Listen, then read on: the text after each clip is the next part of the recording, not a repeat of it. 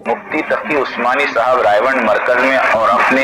ایک اعلامیہ میں فرمایا تھا کہ میں کسی کا حمایتی نہیں بلکہ مفاہمت کرنے کے لیے آیا ہوں، لیکن دیگر مفتیان کی طرح مالی ہدایہ اور تبرعات اور چندوں نے مفتی تقی عثمانی صاحب کو بھی بدل کر رکھ دیا، اور مفتی تقی صاحب بھی جانبداری پر اتر آئے اور کھلے مہار شورائیت والے باغی ٹولے کی میزبانی پر اتر آئے۔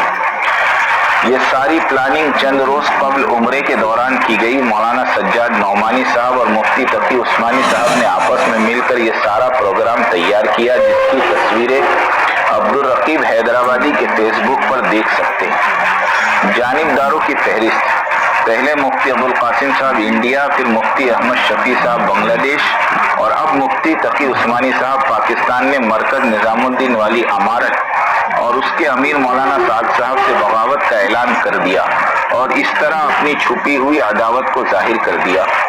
مال کی محبت کا جنون: ملک اور مال کے جنون میں فرعون حضرت موسیٰ علیہ السلام اور ان کی قوم کے ساتھ ایسا ہی سلوک کیا کرتا تھا،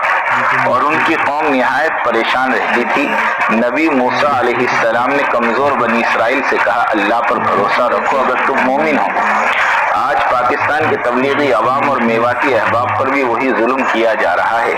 کہ مال والے چندوں کے ذریعے قوم کے دینی رہنماؤں کو خرید لیتے ہیں، اور یہ علماء گزشتہ کل کچھ کہہ رہے تھے، اب آج اچانک ان کے قول اور فعل کا بدل جانا، یہ کوئی عاصب اور بھوت کا اثر تو نہیں ہو سکتا، سوائے اس کے کہ مالداروں کے مالوں نے ان کی رائے اور ان کے موقف کو بدل کر رکھ دیا۔ تبلیغی عوام اور میواتی احباب قوم بنی اسرائیل کی طرح صبر اور استقامت کا دامن تھامے رکھے